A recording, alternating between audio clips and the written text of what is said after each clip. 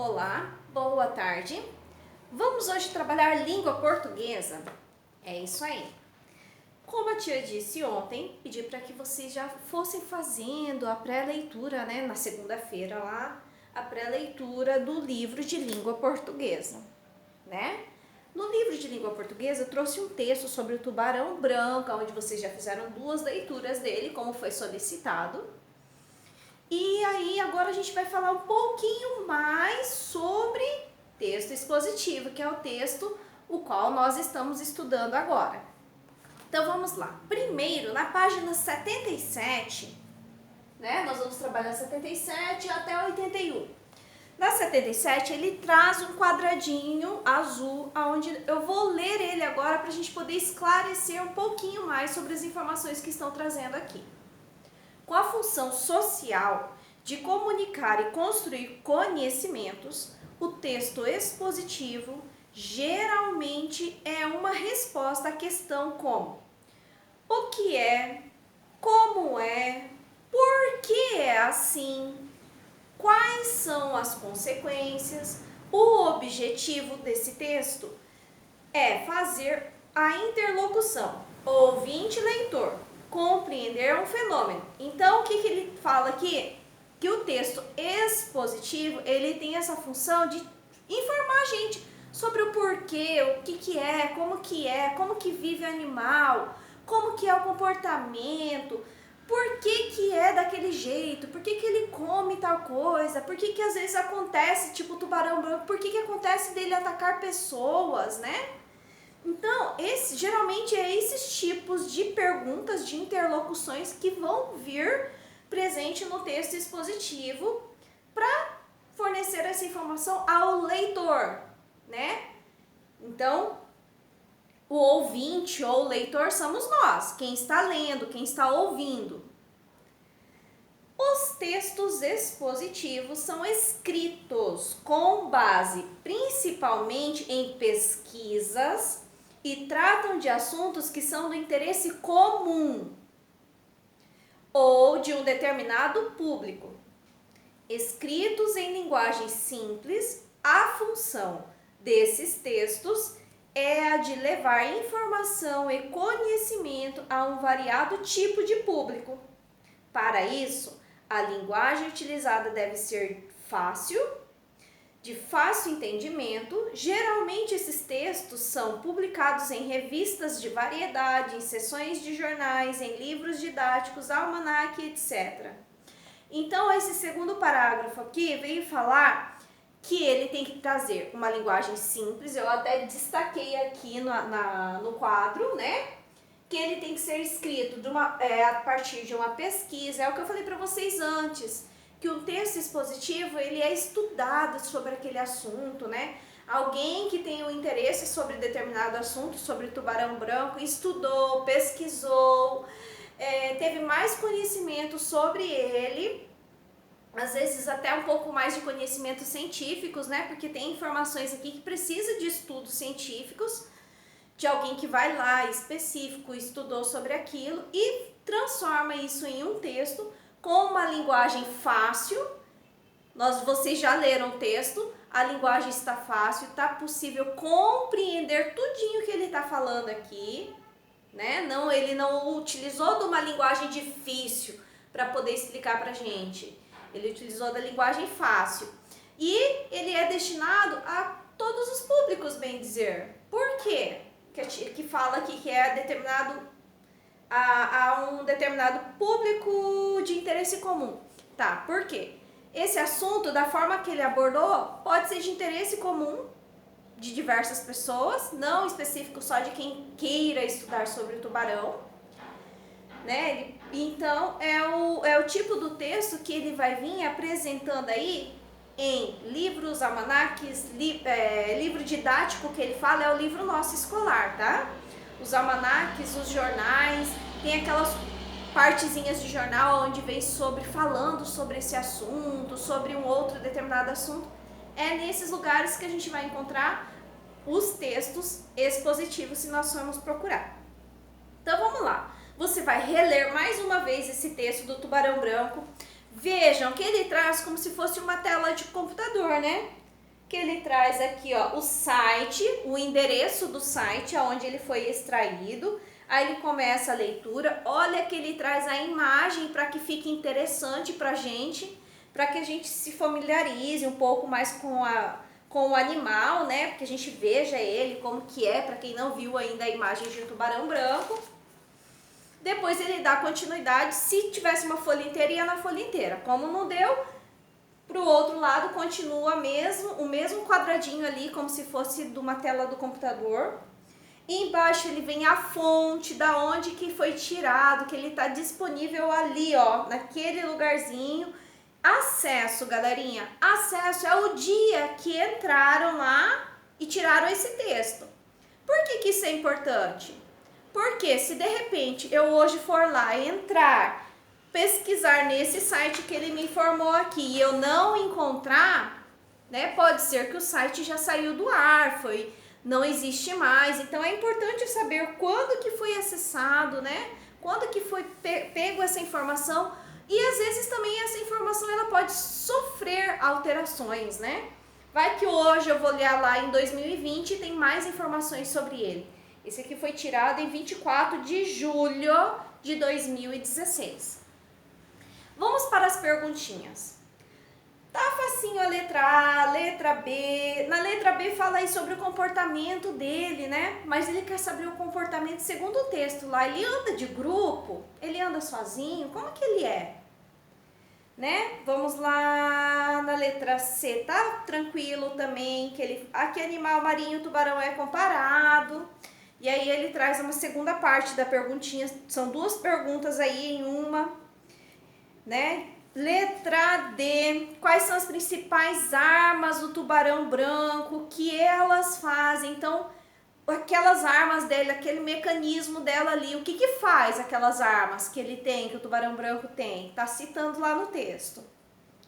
Na letra E, o tubarão branco costuma caçar humanos?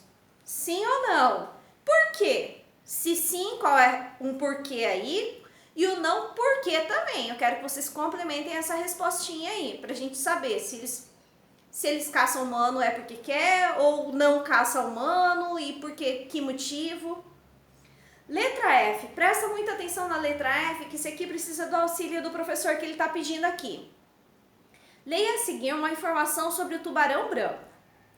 Como o ápice da cadeia alimentar, ele, de uma maneira ou de outra, influencia todos os níveis inferiores. Vamos entender o que ele trouxe aqui. Como ápice é o ponto maior, a culminância maior, o momento mais importante, né? Então, o tubarão, como ápice da cadeia alimentar, ele lá no topo da nossa cadeia alimentar, ele de uma maneira ou de outra influencia todos os níveis inferiores. Então, olha aqui comigo. Se eu tenho o tubarão branco, tem a minha cadeia alimentar, o tubarão branco está aqui em cima. Ele é o principal da minha cadeia alimentar. Esses outros níveis que tem aqui para baixo são importantes ou não? Né? Eles são inferiores e são importantes ou não? Porque aqui embaixo de tubarão, se eu for contar aí no ambiente marinho, eu vou ter peixes de tamanho médio. Vou ter primeiro peixes grandes, né? Vou ter peixes médios e pequenos. Vou ter aqui, abaixo dele, eu posso ter aqueles molúsculos do mar. Eu posso ter algas. Então, ó, tá vendo que do maior foi diminuindo? Então, ele, estando aqui no ápice, é importante ou não? Vamos continuar aqui no exercício que ele vem mais fazer umas perguntinhas pra gente. Você sabe o que é cadeia alimentar? Cadeia alimentar é quando um depende do outro. Nós, humanos, da nossa cadeia alimentar, nós podemos estar aqui, ó, humanos. Depois nós temos os outros animais aí, nós podemos ter vaca, porco, outras coisas. Aqui, vamos para os menores um pouquinho, galinha, peixe. Aí nós vamos ter aqui verduras. Olha só, é uma cadeia alimentar, tá? Eu tenho as verduras, né? Eu tenho plantas que todos eles dependem delas. Eu tenho galinha, que depende de tudo que tem aqui na terra, plantas, verduras, né? As coisas para elas poderem comer. Depois eu tenho, aqui eu deveria ter colocado até mais algum outro tipo para a gente ter como referência, tá?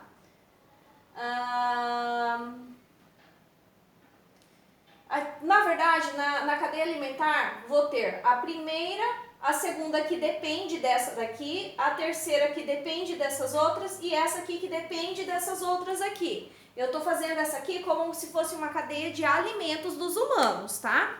Mesma coisa que eu fiz em relação ao tubarão. Primeiro eu tenho algas, né? Os moluscos se alimentam de algas, os peixes aqui, ó, eles se alimentam dos moluscos. Os peixes maiores se alimentam de peixes menores, de moluscos, de algas. O tubarão se alimenta de peixes, de outros peixes, tá? Então, vamos lá continuando. Já vimos o que é um pouquinho sobre cadeia alimentar. Pesquise na internet, em livros ou pergunte à sua professora de ciência ou professor de ciências. Depois registre a informação que você encontrar nas linhas a seguir. Eu aconselho, já que vocês estão com o instrumento do celular, procura um pouquinho mais sobre cadeia alimentar. Vamos relembrar esse assunto. Olha aí um pouquinho sobre a cadeia alimentar para você lembrar um pouquinho sobre ele. Depois, registre a informação que você encontrar nas linhas a seguir. Como que nós vamos registrar aqui? Então, nós vamos registrar nessa daqui, deixa eu só apagar a minha lousa.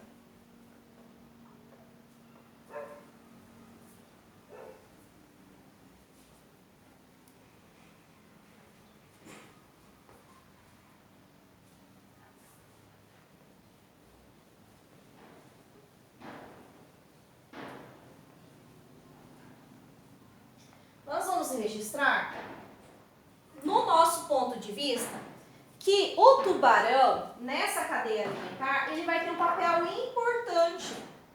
O papel importante do tubarão vai ser o tubarão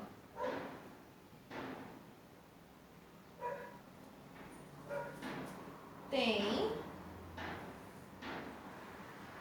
o papel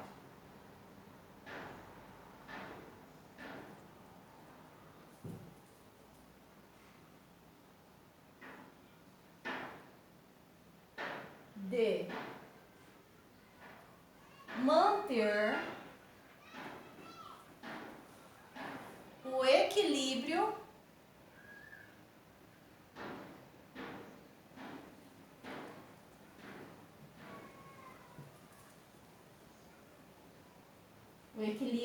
natural. Você pode formular outra resposta e colocar também. Mas aqui o que a gente focou foi que o tubarão, né, na cadeia alimentar daqui, ele vai ter o papel importante de manter um equilíbrio. Até menciona lá que ele come muito focas, leões marinhos, né? Porque se de repente não existir mais o tubarão branco, como que vai ser essa população de focas e de leão marinho? Vai aumentar bastante eles. Como eles consomem muito peixe, é capaz de diminuir muito peixe e aí provocar um desequilíbrio, né? Então o tubarão ali, ele vem a ter essa harmonia do equilíbrio da natureza nos mares, tá? Nos ambientes marinhos. Letra G, tá fácil aqui também. Qual a principal função do tubarão branco como o ápice da cadeia alimentar nos oceanos? Acabei de falar, né? Ele população de focas e de leões marinhos. H, o que aconteceria se o tubarão branco desaparecesse? Explica aí pra mim, com as suas palavras, o que você acha que se ele desaparecesse ia acontecer? Letra I, que informação o texto apresenta sobre o tubarão branco que você desconhecia? E agora, na página 80, vocês vão ler pelo menos 3 vezes o texto expositivo sobre a tartaruga. Isso, sobre esse réptil. Vocês vão ler sobre ele e vai resolver a página 81, da letra A até a letra G, tá? Bom trabalho.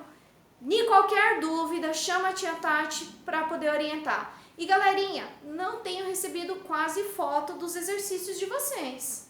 Vamos enviar as fotos dos exercícios. Aqueles alunos que costumam enviar sempre foto para a tia Tati, sabe que quando manda o livro para correção, tem pouquinha coisa para corrigir ou nada.